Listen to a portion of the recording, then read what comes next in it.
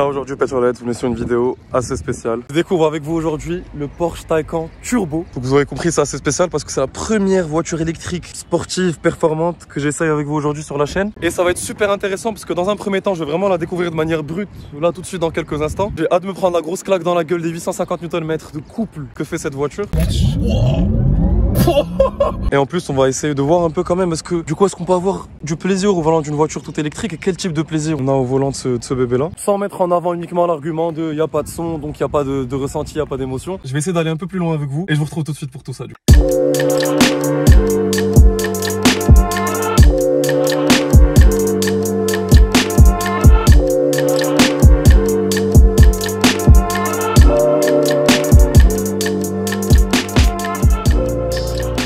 Parler du Taycan, il y a vraiment tellement de choses à dire, tellement de chiffres à énoncer. Et avant tout, on va parler design parce que c'est quand même la première voiture full électrique que fait Porsche. C'est assez historique pour la marque. Et tout de suite, première impression, je sais pas comment vous le trouvez, mais moi je le trouve ultra réussi. Il a une super belle ligne d'ailleurs. D'ailleurs, il y a tout un concept autour du Taycan, ne serait-ce que son nom, qui signifie cheval fougueux dans une langue orientale si je me rappelle bien. Et ce qui est assez fou, le Taycan fait partie de ce genre de voiture dont le design ressemble énormément au concept sur lequel il est basé. À savoir le Porsche Mission E qui avait été dévoilé en 2015 au salon de Francfort. On est sur des lignes qui sont bien étirées de manière assez raffinée et pure. Je sais pas si vous allez comprendre ce que je veux dire, mais on ressent tout de suite qu'il fait corps avec l'air quoi. À l'avant, j'ai beaucoup aimé le design des phares, notamment avec ce dessin là qui est assez cool, qui fait d'ailleurs office de prise d'air, qui vient tout de suite améliorer l'aérodynamisme et refroidir un peu les freins, tout en apportant plus d'air au niveau des freins. D'ailleurs, on a les disques de frein qui sont énormes. Il y a moyen d'avoir les carbones céramiques. Là, on les a pas sur cette voiture. Je trouve pas ça aussi très intéressant d'avoir sur ce genre de voiture là. Mais le disque est quand même énorme. Il y a une substance dessus, j'ai oublié le nom, mais qui permet de pas avoir de poussière, d'où cet aspect un peu brillant. Et pourquoi il est aussi grand? Ça permet en fait d'avoir moins de résistance à l'air, moins d'air en vrac dans la roue et du coup fournir moins de puissance pour faire avancer la voiture et améliorer l'autonomie de la voiture, consommer moins si on veut. Les jantes aussi, elles sont magnifiques, c'est des jantes qui sont en option, c'est les jantes Mission E qu'on retrouvait directement sur le concept. J'adore aussi le fait qu'elles soient noires et ici avec ce gris là qui les entoure, c'est super beau. L'aspect derrière de la voiture de cet exemplaire qu'on a aujourd'hui est vraiment très raffiné et sobre avec des belles touches sportives. Et avant de vous détailler ça, pour finir sur l'avant, on a ces volets actifs là qui sont ou fermés ou ouverts pour ou refroidir ou améliorer l'aérodynamisme et toujours augmenter cette autonomie. Ce qui est cool avec les voitures électriques, c'est que c'est vraiment avec plein de petites touches par-ci par-là qu'on augmente l'autonomie de la voiture. On est sur une autonomie entre 410 et 450 km pour le Taycan. C'est vraiment pas mal. Et au niveau des concurrentes, que sont pour moi directement le e-tron, la Tesla aussi Model S un peu moins, qui elle fait plus voiture électrique, daily parfait, moins le côté sportif qu'a le Taycan. Et ce côté sportif là, c'est vraiment le côté que j'ai le plus hâte de découvrir au volant. Pour vous finir un peu ce que j'avais à dire sur le design, on a vraiment direct le même ressenti derrière. Les phares ont été affinés, on a cette signature lumineuse ici au centre comme sur les 911. Et il y a un petit détail qui est vraiment sympa, c'est que vous voyez toutes ces lignes là, ça rappelle un peu un circuit électrique, donc c'est un peu un petit clin d'œil du coup au moteur électrique qui se cache sous cette voiture dont je vais vous parler tout de suite. Mais avant de vous parler de ça, il y a un truc assez drôle. Moi je sais pas si vous avez perturbé, mais moi quand j'ai vu l'appellation turbo, ça a pas mal perturbé, ça a pas mal choqué parce que tout simplement il n'y a pas de turbo, on est sur un moteur électrique. Porsche a présenté ça comme la dénomination qu'ils utilisent aujourd'hui pour tous leurs modèles les plus sportifs, c'est Turbo S. Après ça reste quand même du marketing pour donner un peu plus de gueule et de prestance à la voiture. Et c'est aussi assez drôle parce que la dernière Porsche qu'il y a eu sur la chaîne, c'est la 930 Turbo, la première Porsche Turbo de l'histoire de la marque aussi. Donc on est sur deux philosophies complètement différentes et c'est assez intéressant de voir l'évolution de la marque à travers ces deux modèles là. Et j'aime beaucoup cet angle là où on voit un peu l'arrière en trois quarts de la voiture, bien effilé et pur. C'est des lignes en fait qui sont super rassurantes je trouve, et une sportivité qui est pas du tout dans trop d'agressivité. Elle est pas là à se mettre en avant et se créer un caractère méchant, c'est pas du tout ce qu'on ressent. Et ça c'est quelque chose qu'on trouve beaucoup dans le design de Porsche, notamment pour ces Porsche modernes là qui sont sportives et élégantes à la fois. Petite mention pour le rétro qui est un peu différent du 911 si je me trompe pas, un peu plus fin, un peu plus dynamique. Et là comme vous l'aurez remarqué, on n'a pas la trappe à essence mais la trappe à électricité pour brancher la voiture. Là c'est celle qui permet d'être branchée aux stations avec chargement rapide. Je vais la refermer. Et on en a une deuxième ici pour tout ce qui est recharge plus standard. On va rentrer dans la voiture. L'inscription Taycan Turbo. On n'est pas très dépaysé par rapport aux nouveaux intérieurs Porsche quand on voit les choses de ce côté-là. Il y a ce magnifique toit panoramique qui est juste sublime. La configuration est vraiment belle. Tout l'intérieur est marron. Petite analyse de portière. Pour ceux qui savent, ça en dit long. Cuir sur piqûre, du bois, du très bel aluminium un peu bronze comme ça. Une belle Sono Burmeister. Et avant de vous montrer les nouveautés de l'intérieur, je vous parlais de la recharge. Avec la borne qu'on peut avoir chez soi à chargement rapide, on charge la voiture à peu près entre 3 et 4 heures. Le proprio me disait que si la voiture était à 15-20%, en 3 heures c'est rechargé. Et juste après, on va voir les situations dans lesquelles ce temps de chargement et cette autonomie vont vont être un peu mises à l'épreuve. En tout cas, l'intérieur est juste magnifique. Inscription Taycan avec l'ombre du Taycan. Je sais pas si vous la voyez. Démarrage à gauche. J'appuie une fois pour l'instant. On a ces boutons là qui sont tactiles. Là, c'est ceux qui nous permettent de configurer un peu la voiture, les petits raccourcis qu'on choisit ici, le lift, les suspensions, le traction control. Et ouais, parce qu'on a plusieurs modes de conduite. On a le même Manettino, si je puis dire, qu'on retrouve sur les 911 et sur les autres Porsche d'aujourd'hui. Et on a notamment un mode individuel. Alors moi, ça m'a hyper intrigué le mode individuel. Je me suis dit, qu'est-ce qu'on va pouvoir configurer de plus? Bah, je vais vous montrer ça tout de suite. Sur l'un des 4 écrans de la voiture, ça c'était la grosse nouveauté. Donc on a 1, 2 et 3, un écran pour le passager aussi qui est pas mis à part. Plus cet écran là central, il y a une petite différence, c'est que ceux-là ils sont tactiles. Celui-là il est haptique dans le sens où, regardez, ça fait un petit bruit et un petit toucher. C'est un côté pratique quand tu conduis notamment de pas toucher l'écran sans faire exprès. En tout cas, pour la configuration, ben voilà ce qu'on a devant nous. On peut choisir la fermeté du châssis, l'élévation de la voiture, est-ce qu'on va être super abaissé ou pas, la récupération d'énergie, notamment au freinage par exemple, et le son. Ouais, le son. Porsche a fait un petit boulot pour amplifier le son que faisait le moteur. En plus, bien sûr, du son amplifié qui vient des baffes. C'est pas du tout un semblant de thermique ou quelque chose comme ça de ce que j'ai vu. Ça va plus être sous coupe volante, je pense. On verra ça tout de suite au volant. Je vous dirai comment le ressenti qu'on en a. Et on a le pack Sport Chrono, regardez, avec ce petit fond un peu en bronze qu'on retrouve même sur les sorties de clim, sur les portes gobelets ici, l'inscription Taycan. Alors tout est en option chez Porsche. Et regardez aussi le ciel en Alcantara. Désolé, je découvre aussi un peu l'intérieur en même temps que vous. Le rappel turbo, tout ça, ça doit être en option. Le sigle Porsche ici. Là d'ailleurs, la voiture est démarrée. Pour l'éteindre, il faut rester appuyé. Et je vais l'éteindre juste pour vous montrer les places à l'arrière. Ça fait longtemps que j'ai pas fait ça. Avant tout, c'est un daily de qualité, le Taycan. Et pour ça, il faut être bien assis à l'arrière. La voiture est assez basse et assez large. On est sur 1,37 de haut. Et en hauteur, ça va. Mais c'est vrai qu'on sent un peu ce côté-là, je sais pas, vous voyez, qui est vraiment juste à côté de moi. Je fais 1m82. Avec la position réglée, j'ai quand même de la place devant. Et sans surprise, je suis bien assis. Après, question coffre. On a un premier coffre. Mais du coup, qui dit batteries qui sont là, juste en bas, qui abaissent bien le centre de gravité, et pas de moteur thermique à l'avant, ben on a un deuxième coffre à l'avant. Et d'ailleurs le fait qu'il n'y ait pas de moteur, ça a vraiment permis, question design, d'avoir cet avant qui est super plongeant. Et je vous remontre encore cet angle-là, qui est vraiment mon angle préféré de la voiture. Elle est vraiment super basse, une très belle présence sur la route. Bon, il est temps de parler chiffres, techniques et ressentis au volant.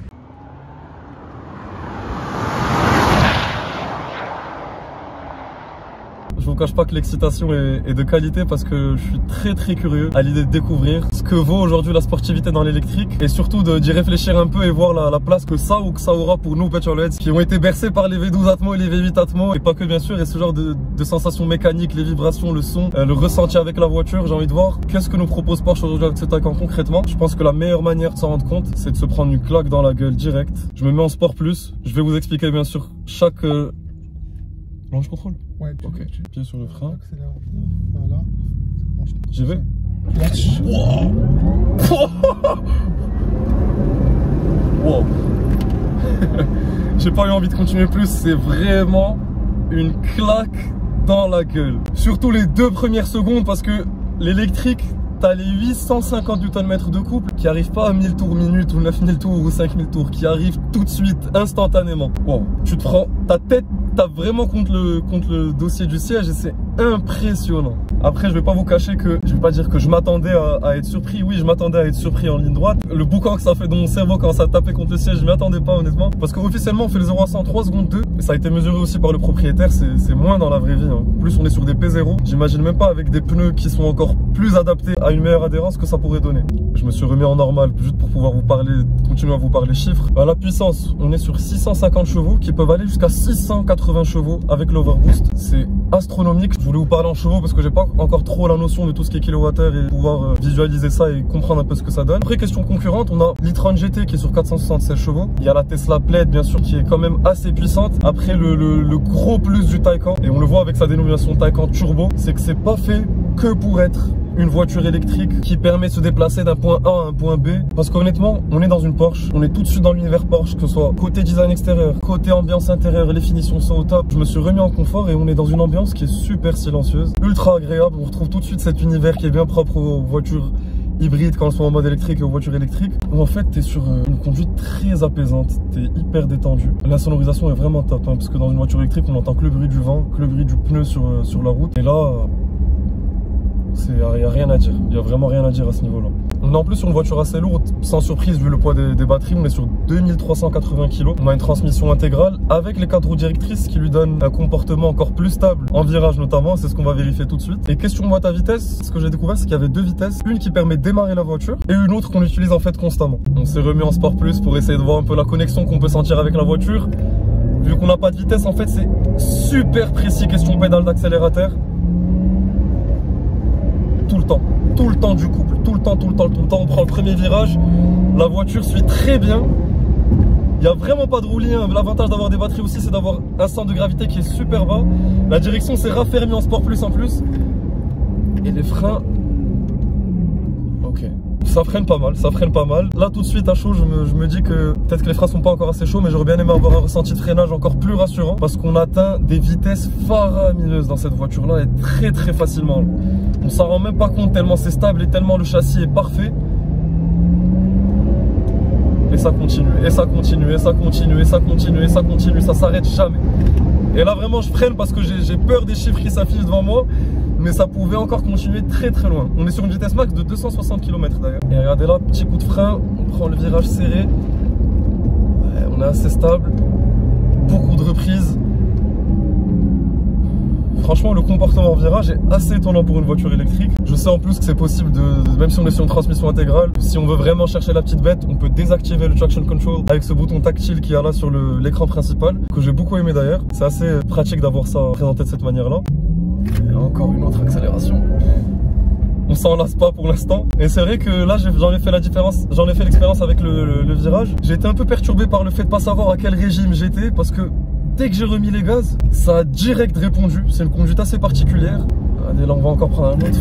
On freine bien, on attaque, on est sur l'apex, on prend bien la corde, un peu d'understeer, et tout de suite en sortie de virage, c'est très impressionnant.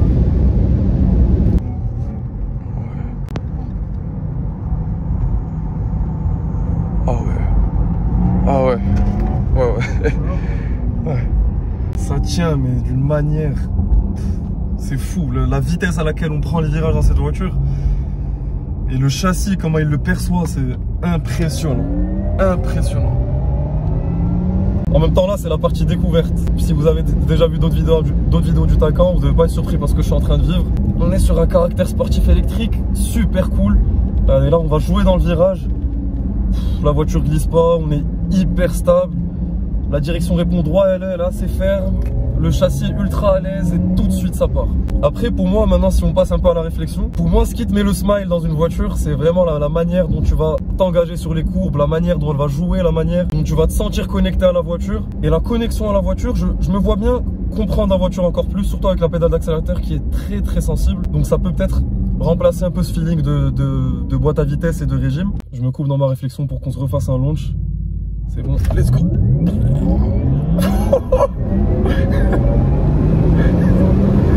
Wow.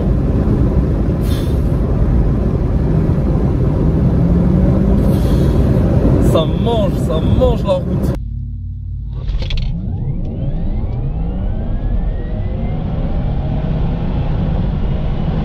Wow, les G qu'on se prend.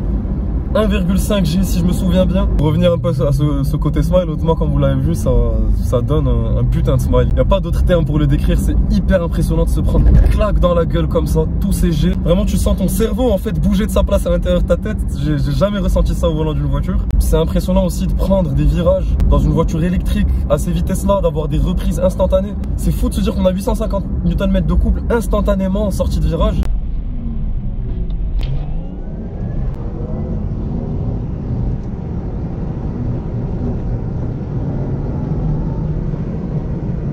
Tout ce qui est technique est là en fait. Toute l'ingénierie de Porsche a été mise en faveur de ce Taycan là. Donc d'un point de vue technologique, ils ont fait un énorme boulot. Et c'est bien sûr impressionnant, mais on s'attendait à ça, on s'attendait pas moins de la part de Porsche. Il y a même le Turbo S qui fait plus de 700 chevaux, 726, quelque chose comme ça si je me souviens bien. Si on devait parler maintenant d'un petit côté logistique de cette voiture, avec l'autonomie qu'on a, c'est possible de daily cette voiture en toute tranquillité. T'es même pas obligé de la charger tous les jours. Ça charge en 3 et 4 heures comme je vous ai dit à la maison. Après pour les voyages, Au Maroc, on n'a pas encore les stations de recharge rapide Porsche. Pour faire un Casa-Marrakech par exemple, c'est faisable tranquillement, en roulant gentiment, parce que si tu appuies fort, du coup tu bouffes ton autonomie beaucoup plus vite. Après, le propriétaire me disait que par exemple pour faire un Casa Agadir, c'est à peu près le double de la distance, à peu près 500 km. Là ça devient plus compliqué, parce que plutôt que de passer des heures en station, tu te retrouves peut-être à organiser ton voyage de sorte à dormir par exemple à Marrakech et continuer pour le lendemain à Agadir. C'est super embêtant des fois. Il y a plus de stations de recharge qui arrivent au Maroc, ça c'est sûr. Après c'est quand même à prendre en compte. Maintenant, si on revient d'un point de vue connexion à la voiture, je trouve ça très difficilement comparable au thermique. J'ai l'impression que la question n'est pas là de comparer ça à une voiture thermique ou de comparer ça à une petite voiture qui va te procurer du plaisir. C'est difficilement comparable, je sais pas moi, à une 911 ou à une CLS 63 MG ou à une RS7 ou à une M8 compétition grand coupé, parce que le facteur vibration, le facteur mécanique, le facteur son est juste d'un autre monde. C'est impensable pour moi de se dire que ce Taycan là, que ce genre de voiture là sportive électrique s'imposeront dans le marché comme remplaçant de ces voitures que je viens de citer. C'est deux mondes différents et c'est vraiment des sentiments qui sont totalement différents au volant. D'autant plus que l'électrique pour moi c'est toute une philosophie dans l'automobile, je trouve. Donc sans surprise, en aucun cas ça pourrait remplacer un moteur thermique d'un point de vue passion. Pour moi le Taycan c'est vraiment la voiture du Porschiste de tous les jours, dans cette philosophie de raffiné, dans cette philosophie de sportif, sans être trop show-off, sans être trop extravagant, une ingénierie de pointe, une ergonomie juste parfaite, mais qu'on nous dira pas que ce sera que le futur du plaisir automobile est dans ce genre de voiture là. Je sais pas ce que vous en pensez Petrolhead, j'ai vraiment hâte de voir votre avis en commentaire. J'en profite pour remercier énormément le propriétaire d'avoir partagé avec nous sa voiture aujourd'hui. Laissez un like et un commentaire pour aider au développement de la chaîne. Abonnez-vous pour pas rater les prochaines aventures et je vous dis à la prochaine.